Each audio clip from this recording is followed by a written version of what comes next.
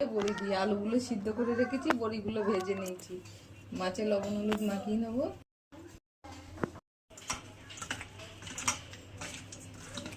কি করবো, রেখেছি জিরে, আদা, একটা টমেটো আর কাঁচা লঙ্কা আর পাকা লঙ্কা, এটাই বেটে দেবো।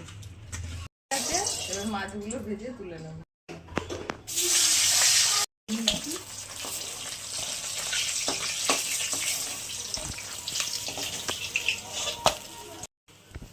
ফোড়ন দিলাম,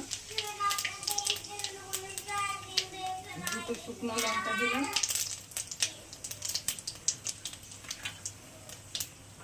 হালকা সিদ্ধ করে রেখেছিলাম আলুগুলো দিয়ে দিলাম।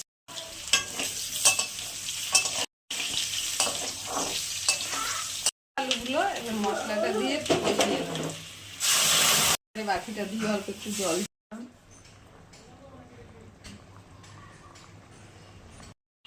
দিলাম, এবার ভালো করে কষিয়ে নেবো। দিয়ে দিলাম, আর একটু মাছের ডিম আছে, এটাও দিয়ে দিলাম। এখন কষিয়ে নেবো।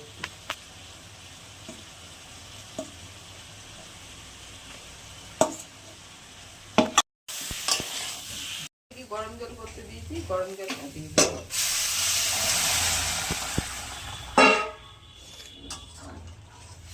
আলুগুলো সিদ্ধ হলে মাছ দেবো, দিয়ে দেবো। হয়ে গেছে রুই মাছের আলু দিয়ে পাতলা ঝোল, আলু বড়ি দিয়ে পাতলা ঝোল হয়ে গেছে।